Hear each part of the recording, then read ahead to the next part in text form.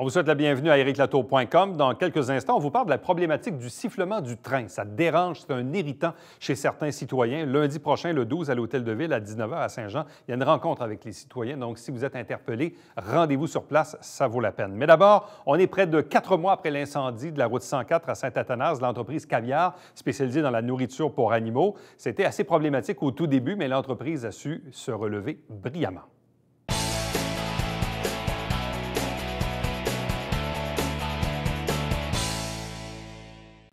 Il y a bientôt 4 mois, il y a eu, à la mi-octobre, dans le secteur de Saint-Jean-sur-Richelieu, plusieurs incendies, dont un qui avait frappé l'entreprise Caviar, l'entreprise qui a dû évidemment se retrousser les manches pour repartir et reprendre la roue. Question de faire un peu le bilan de tout ça aujourd'hui. Avec nous, l'un des propriétaires, c'est une entreprise familiale, Georges Bourgeois. Bonsoir et bienvenue. Salut, Eric.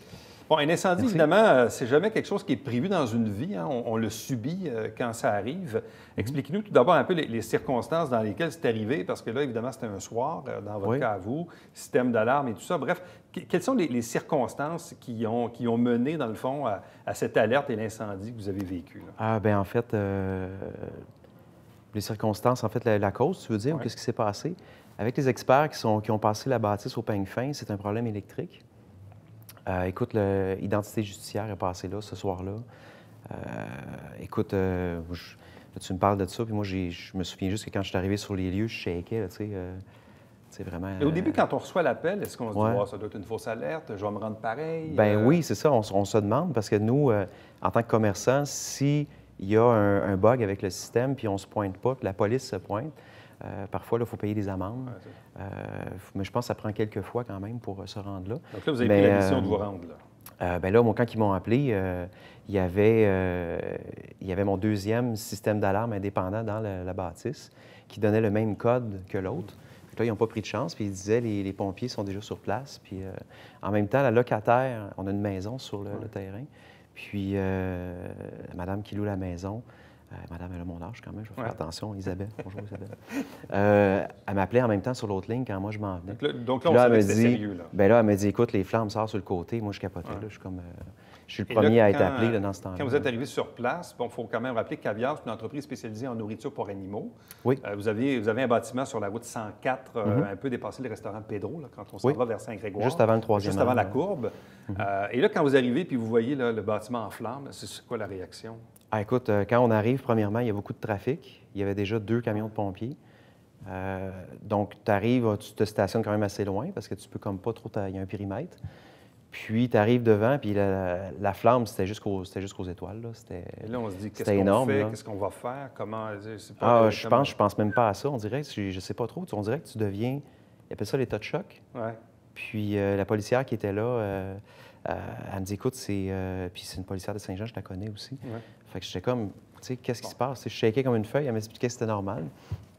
Puis, je sais pas trop ce que tu penses. T'es traumatisé, en fait. Et là, évidemment, pour mal faire, il faut quand même ouvrir la parenthèse. Cet incendie-là est arrivé dans une série d'incendies. Oui. Et là, évidemment, les policiers, probablement, ont penser pendant un certain temps que ça pouvait être relié. Ben, c'est clair. Puis relié dans un cas d'incendie criminel. Ce qui vous a un peu nui, là, honnêtement, parce que il y avait comme une perception Ben, que peut-être que... C'est sûr que écoute, j'ai eu beaucoup de commentaires de semaine en semaine, tu sais, après l'événement. Puis, toutes des histoires rocambolesques. Là. Ouais. Donc, c'était quand même... Écoutez, moi, les gens, ils venaient me voir puis ils me posaient les questions directement. Il y a des gens qui disaient hey, on pense que tu as mis la maison, tes parents en feu. Toutes sortes de candidatons qui puis t'es partent, dans bon. toutes sortes d'affaires. Mais là, en même temps, Fait- à un certain moment, vous avez... Oui. Tu le disais tantôt en entrevue, tu dis, bon, on savait maintenant que c'était d'origine électrique, Oui. mais l'enquête de la police n'était pas finie. Bien, en fait, je peux même Là, c'était pas... comme- Moi, j'ai fait la demande d'accès à l'information au greffier de Saint-Jean. Puis je peux pas avoir l'accès au complet au dossier parce que, justement, il y a eu un autre événement dans la même journée. Puis la SQ était déjà sur place. Donc, eux autres, ils ont comme inclus ça dans leur enquête parce qu'ils peuvent... C'est comme un puzzle, hein? Fait qu'ils peuvent rien mettre au hasard. Mais moi, ce que j'ai, c'est vraiment le rapport des experts des assurances.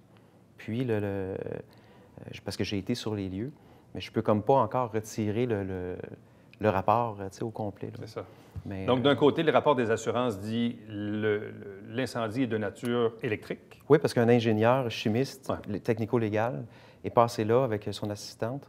Puis, écoute, tu voyais ça dans la bâtisse, c'était quand même assez paradoxal. Est-ce que ça vous a fait du tort? Est-ce que ça vous a créé des préoccupations? Parce que là, on se dit, là, est-ce que les assurances début, vont payer? Qu'est-ce qui va se passer? Qu'est-ce que nos clients vont penser? Je ne sais pas. Au bout du compte, non. Au bout du compte, non. Parce que les gens sont venus nous voir. Les gens nous connaissent à Saint-Jean. On est la famille Bourgeois. Puis ça fait depuis 1995 qu'on a la compagnie. On donne un service personnalisé aussi aux clients. Donc, la livraison à domicile, service toilettage personnalisé. Les gens nous côtoient directement au comptoir. Donc, ils viennent nous poser des questions. Fait que nous, on leur dit la vérité. Tu sais, Ouais. qu'est-ce qui s'est passé?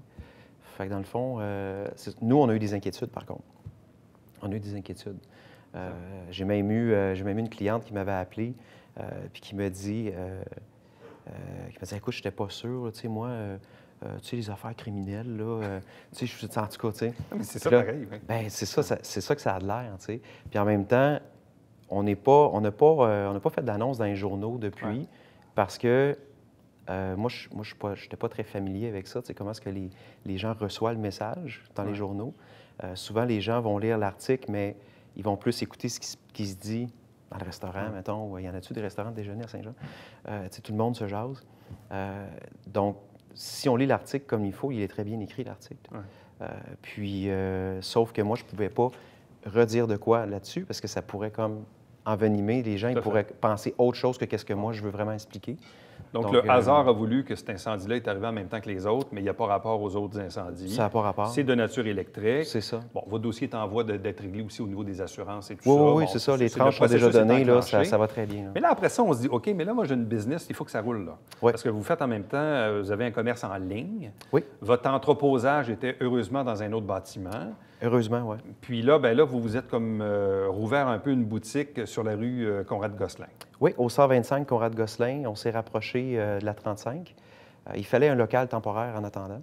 Puis, on est toujours en questionnement, savoir si on va retourner où est-ce qu'on était ou si on reste là, parce que les clients ont l'air aussi d'aimer où est-ce qu'on est. Par contre, en ayant là, notre propre... parce que moi, j'ai l'entrepôt aussi Oui. à supporter financièrement. Donc, si j'ai l'entrepôt à même la boutique, pour moi, il y a des avantages. Par contre, on est en train de d'évaluer. Là, Mais en même temps, après coup, on ne devait pas être trop fâché que l'entrepôt n'était pas dans le même bâtiment. Hey, tellement pas, parce que j'avais... Ça vous a permis de rebondir Écoute, rapidement. Oui, parce que Caviar, en fait, on a il y a Caviar, qui est la marque de nourriture, Ouais. qui est un grossiste, en fait. Donc, on a des points de vente dans le Québec. Puis, on livre partout à domicile, en 24 heures, Québec, Ontario. C'est gratuit. La livraison est gratuite, sans signature également, dépendant de certaines exceptions. Puis, ça, c'est Caviar avec l'entrepôt. Le point de vente qui était sur la 104, qui a passé au feu, c'est tout ce qui est service de toilettage. Tout mon point de vente de nourriture à Saint-Jean-sur-Richelieu. Ouais. Donc, c'est un point de vente assez important pour nous. Puis, écoute, 20 de mon stock était à ce point de vente-là. Quand même. Bien, quand même. Puis, 80 par contre, je l'ai sauvé. Donc là, je remercie les clients de nous avoir suivis archaïque, dans une place archaïque, vraiment à l'entrepôt. Ouais. En attendant, j'en avais un aujourd'hui qui est passé encore. Il dit, j'attendais que tu arrives, tu sais, je viens chercher de la bouffe. Ouais. Je suis là, ben ouais, OK. Ben, c'est parce que là, je n'ai pas la caisse, tout ça. Fait que je l'ai redirigé. C'est à peine à 2 minutes, là, la boutique. Donc, Ça se passe l'entreposage dans un autre bâtiment. Oui. Le bâtiment de la 104 qui servait de service, le point de vente pour la région, mais en Oui. même temps, service de toilettage. Oui. Là, maintenant, depuis quelques semaines, là, vous êtes sur Conrad-Gosselin? Ah non, depuis le 18 novembre. Ah, quand même, un mois après l'incendie. En fait, Ah oui. le 11 octobre, on a eu l'incendie, puis le lendemain, on livrait la nourriture. Parce que les gens se pointaient. Écoute, là, il y avait les stripes jaunes, il y avait les autos, la police, là, tu sais, toute la patente. Puis surtout la bâtisse sinistrée, parce que c'est une bâtisse quand même qui avait 5000 pieds carrés et plus. Donc, c'était une bâtisse assez impressionnante. Puis, nous, on livrait à domicile. On prenait en note. On a installé les transferts d'appels de téléphone à l'entrepôt. On a fait rentrer le téléphone à l'entrepôt. Via le cellulaire aussi. On s'est viré de bord assez vite là, pour ne pas perdre nos clients.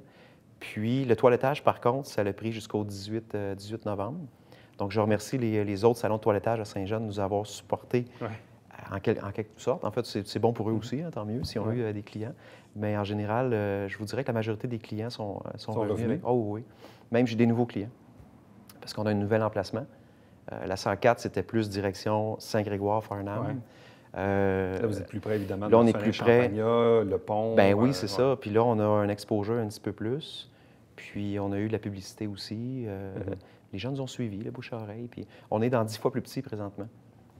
Possibilité d'agrandir, donc on attend des réponses. Là. Mais pour pouvoir agrandir le local en attendant aussi. Là où vous êtes sur où est-ce qu'on est présentement? Mais le terrain, parce que dans le fond, le bâtiment, c'est une perte totale là, sur la 104. Là. Carrément. Donc, écoute, dans le fond, il va rester le terrain. Fait que là, vous aurez une décision à prendre.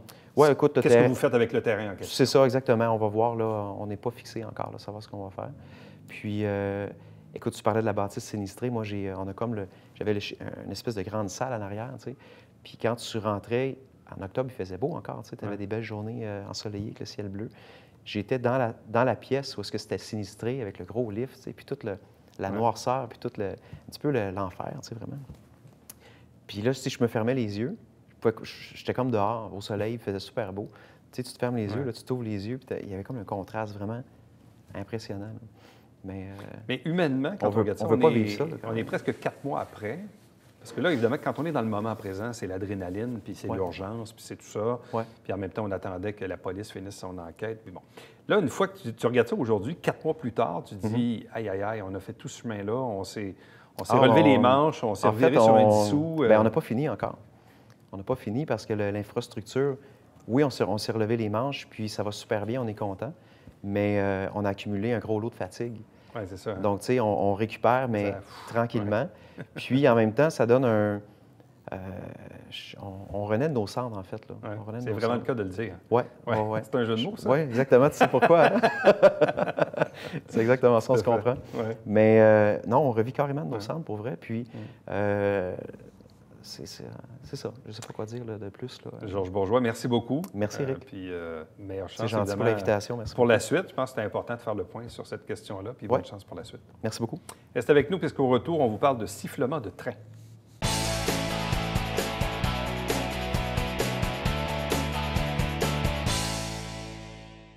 Mesdames et messieurs, bonjour et bienvenue à la Justice entre nous. Mon nom est Sylvain.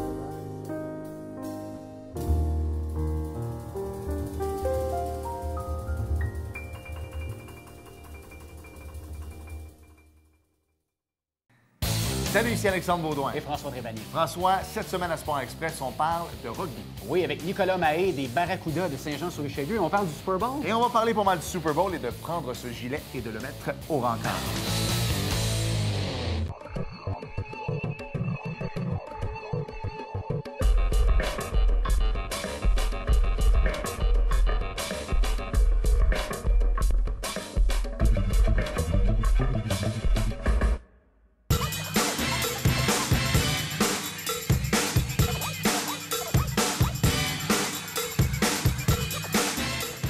Dimanche, 9h30, Télébingo, on vous attend.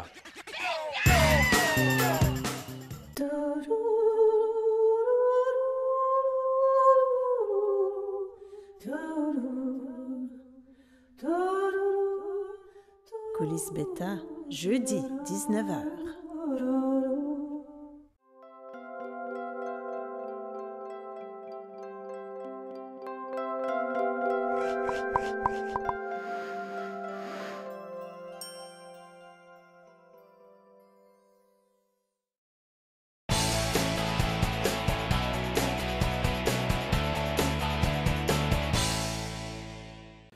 Lundi prochain, 12 février, 19h à l'Hôtel de Ville de Saint-Jean-sur-Richelieu, rencontre avec les citoyens concernant le sifflement du train ou des trains. Avec nous pour en parler, 3 invités. D'abord, Geneviève Chénier, qui est une citoyenne bien engagée dans le Vieux-Saint-Jean. Oui. Bonsoir. Accompagnée de Rémi Villeneuve, citoyen également. Bonsoir à vous. Bonsoir. Et la conseillère municipale du Vieux-Saint-Jean, Vieux-Iberville, Mélanie Dufresne. Bonsoir et bienvenue. Bonsoir, merci. Bon, on s'en est déjà parlé évidemment à quelques occasions parce que la problématique du sifflement du train est arrivée d'un sondage que vous avez un peu organisé auprès des citoyens du centre-ville. Oui, en fait, la table de vie de quartier du Vieux-Saint-Jean avait démarré une démarche l'an dernier, ça fait 18 mois dans le fond, où on a commencé à travailler dans le quartier, connaître un peu la perception des citoyens de leur quartier, des enjeux, des défis, sans surprise, parce qu'habitant le Vieux-Saint-Jean, c'est un enjeu qu'on côtoie, qu'on entend en fait quotidiennement, mais le bruit du train était un enjeu, l'enjeu déterminant pour les citoyens, le plus préoccupant, autour desquels ils souhaitaient agir. Donc, ça a été un peu le démarrage d'un processus où, en tant que table de vie de quartier, on s'est dit, bien, qu'est-ce qu'on fait avec ça? Donc, avec notre conseillère Mélanie, on a travaillé à organiser un premier café citoyen au mois de novembre dernier avec les citoyens là, du quartier et, dans le fond, une médecin conseil là, en santé publique qui a une grande expertise parce que la table de vie de quartier, il n'y a personne qui est expert de la question du transport ferroviaire, du bruit, des nuisances. Donc, on est allé vraiment chercher quelqu'un là, qui pouvait nous guider là-dedans. Étiez-vous surpris de voir que c'était dans vraiment les principaux irritants des citoyens? Bien, en fait, comme citoyenne, je dirais non, parce que ça fait partie, moi aussi, des principaux irritants de ma vie. Il y a 2 voies ferrées qui traversent le Vieux-Saint-Jean. On est bordé de voies ferrées et le train doit siffler à chaque intersection non protégée. Donc, tout le long de la rue Foch, chaque rue qui traverse la rue Foch, il y a à peu près au total là, 11 intersections dans le Vieux-Saint-Jean non protégées. Donc, si le train doit siffler 20 secondes avant l'entrée dans l'intersection jusqu'à son engagement complet, bien, ça fait finalement des sifflements qui sont très longs, très intenses et continus. Donc, non, on n'est pas surpris. Puis, on est content de voir que les citoyens sont au rendez-vous là, de cette démarche-là qui s'amorce en vue d'agir pour atténuer ce bruit-là. Quel genre d'impact ça a dans votre vie de citoyen d'avoir perpétuellement ces sifflements de train? En fait, je peux dire que c'est assez récent qu'on a remarqué. Ça fait, moi, personnellement, 7 ans que je suis dans le centre-ville. Et puis, c'est dans les 2-3 dernières années que, bon, on est à l'extérieur, on discute, on soupe. À un moment donné, on va arrêter de parler un petit peu. On va laisser passer le train. Ensuite, on recommence à faire nos activités.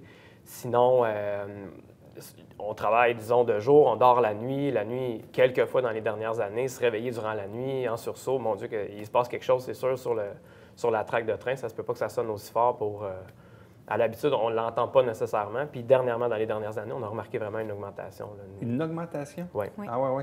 Oui. Est-ce que les trains passent plus souvent? Est-ce qu'il y a plus de transport qu'il y avait auparavant? C'est l'impression qu'on a, en fait, où on n'est pas rendu à l'étape encore de mesurer nécessairement très précisément. La perception que vous avez, c'est que ça sonne plus souvent qu'avant. Oui, définitivement. Depuis 7 ans, moi, je suis au même endroit. Et puis, dans les 2-3 dernières années, vraiment, il y a eu une augmentation. Puis quand on discute, en fait, avec Facebook puis avec les médias qu'on a, on se rend compte que les gens parlent surtout de ça les 2-3 dernières années, en fait. Là. Dans une journée, ça peut passer combien de fois, à peu près, là?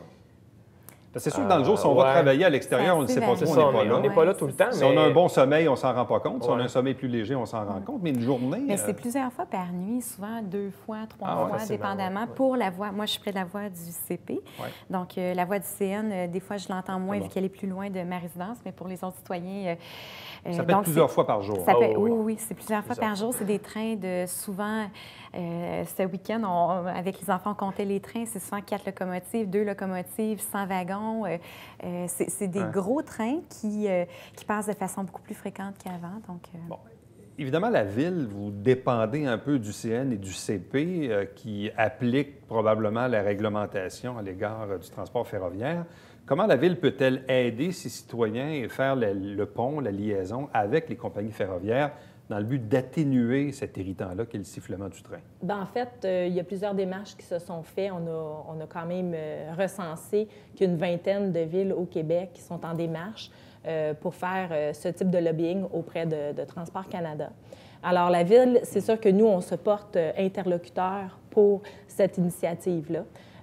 Moi, je pense qu'il y a moyen de vivre avec des trains. Il y a moyen de vivre en harmonie avec les résidents puis le patrimoine qui est déjà développé. On n'a pas le choix de toute façon. Les chemins de fer ne déménageront pas. Mais qu'est-ce qu'on peut faire pour que ça soit agréable puis que ça soit un milieu quand même vivable? Puis c'est sûr que depuis les 2 dernières années, avec la réglementation aussi de la MMA, Ouais. qu'est-ce qui s'est passé à Mégantic. Je pense que les règlements se sont resserrés autour de ça. Maintenant, qu'est-ce qu'on peut faire, nous autres, pour alléger un peu Il y a même le une bruit? préoccupation citoyenne, parce que même au-delà du bruit, ce qui m'a toujours frappé dans le cas de Mégantic, c'est que le train qui a déraillé à Mégantic avait passé ici avant. Oui, oui. Bon, évidemment, il ne circule peut-être pas à la même vitesse ici, puis on n'a pas les mêmes contraintes qu'à Mégantic au niveau des courbes, des hauteurs et tout ça. Mais il en demeure pas moins qu'il y a quand même aussi il y a le sifflement, mais il y a aussi le transport de marchandises plus dangereuses. Mais si on revient au sifflement, si effectivement les intersections sont non protégées, est-ce que ça veut dire que pour qu'un train ne siffle pas, il faut obligatoirement qu'il y ait des barrières? Oui, oui, ça fait partie de la hein? réglementation, mais en même temps, qui va payer la facture pour ça? Je veux dire, il y a des précédents. Il y a eu des villes qui ont eu une juste part à payer, mais quand même, la personne qui utilisait la compagnie ferroviaire qui utilisait a dû payer aussi une partie de la facture pour sécuriser les passages à niveau. Parce que même il y a plusieurs années, je me rappelle, il y avait eu, c'est probablement l'effet du hasard, mais il y a eu 3 accidents mortels en l'espace de quelques jours près de Saint-Jean-Pizzeria, la rue Vanier, près de Maison-Étier. Et là, finalement, on a installé une barrière. C'était pas tant pour le bruit que pour la sécurité. Mais même dans les 2 cas, il y a le bruit, mais il y a aussi une raison de sécurité d'avoir des barrières. Oui. Mais les citoyens, ils ont quand même, je pense qu'ils ont un droit de parler de cette problématique-là. Puis c'est pas la première fois que je l'entends. Même avant la table de vie de quartier, dans mon propre porte-à-porte, j'ai eu ces commentaires-là. Du côté de la rue Saint-Georges aussi, Boutier, Saint-Georges, dans ce coin-là. J'ai fait même, je me suis promenée, j'ai fait du porte-à-porte avec une dame qui faisait signer une pétition. On a une centaine de noms, oui. Donc, c'est problématique, le bruit. Qu'est-ce qu'on peut faire? On ne veut pas que le train arrête de passer. Je pense que ça fait partie du développement économique d'une ville. C'est important. Mais je suis persuadée qu'il y a des mesures qu'on peut prendre pour améliorer le milieu de vie du côté de la santé publique, on vous dit quoi? C'est quoi les effets à moyen long terme sur les individus, les citoyens qui habitent près des voies ferrées? En fait, c'est très bien documenté. Puis c'est ce que Dr Louise Lajoie va venir présenter à la rencontre la semaine prochaine, le 12 février. Donc, c'est très bien documenté. En fait, quand le bruit est trop intense, fréquent, de longue durée, il y a des impacts, dans le fond, sur notre santé physique, notre réponse, notre système, dans le fond, ça crée un stress important qui, dans le fond, à terme, de façon continue, là, ça peut créer davantage de risques de développer des maladies chroniques, maladies cardiaques et d'autres formes de maladies également. Donc, il y a vraiment des liens étroits entre le bruit, l'intensité du bruit, la durée du bruit et son caractère là, fréquent ou régulier là, dans la vie de quelqu'un à des moments sensibles, la nuit, entre autres. Briser le sommeil. Exactement, parce que bon, tu brises le cycle de sommeil, ça a des impacts sur ton système immunitaire, la réponse immunitaire, ta capacité de pouvoir, dans le fond, demeurer en santé, sur la santé mentale aussi. Il y a des groupes plus vulnérables, les tout petits. Nous, ça fait beaucoup partie des préoccupations aussi. Le CPE Fanfan, qui est tout près de la voie ferrée, les enfants développent, c'est les parents à la table, au comité de citoyens qui nous en parlent, là, mais des réponses physiques très fortes où ils se bouchent les oreilles, ils vont même crier, ils vont pleurer quand le train passe. C'est trop fort. C'est un bruit qui est très, très... Oui, c'est souvent mais 120 décibels. Avant d'habiter le Vieux-Saint-Jean, est-ce que vous saviez qu'en habitant dans le Vieux-Saint-Jean, vous seriez exposé au sifflement? Vous le saviez? Oui.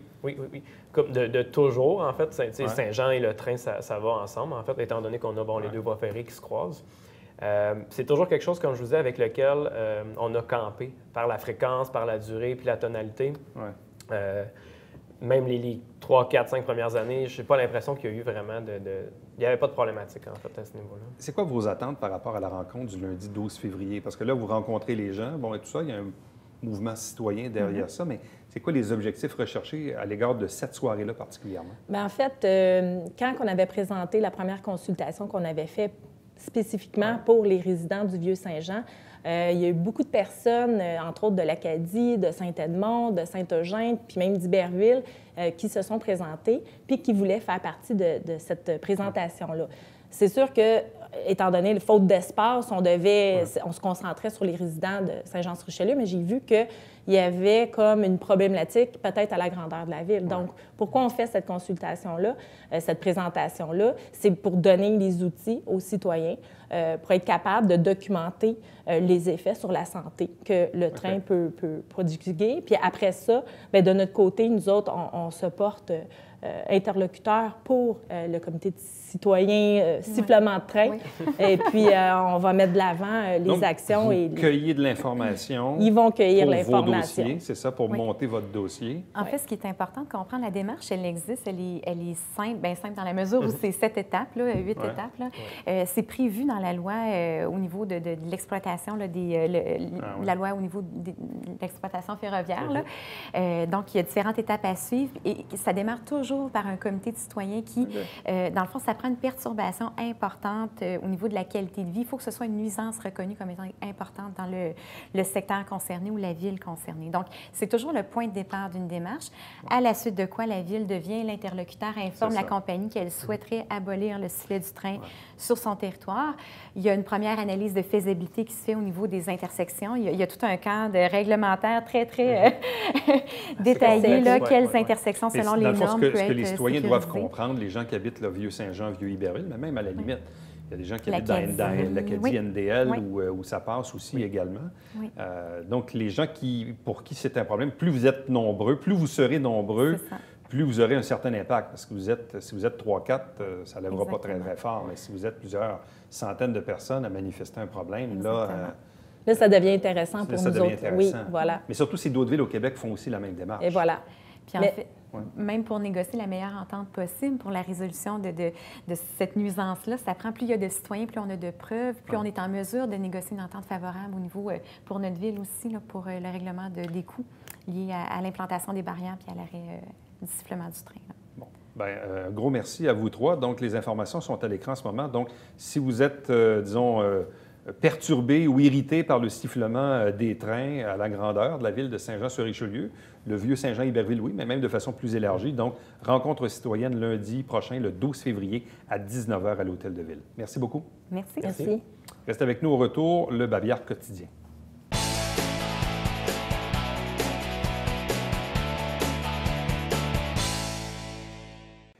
Mercredi prochain, le 14 février, au Centre d'art Trinity, dans le secteur Iberville, c'est la tenue du premier Forum Culture et Communauté. Donc, si vous êtes interpellé, vous vous sentez intéressé, il y a les différents moyens pour pouvoir vous inscrire en ligne ou sinon par téléphone. Chaque semaine, on vous présente un résumé des travaux du Conseil municipal de Saint-Jean-sur-Richelieu via l'émission Saint-Jean-sur-Richelieu. Chaque dimanche matin, 9h30 en direct, c'est le Télébingo avec 4 000 $ en prix et 30 détaillants dans la région pour acheter vos livrets. Prochain rendez-vous demain. Bye-bye.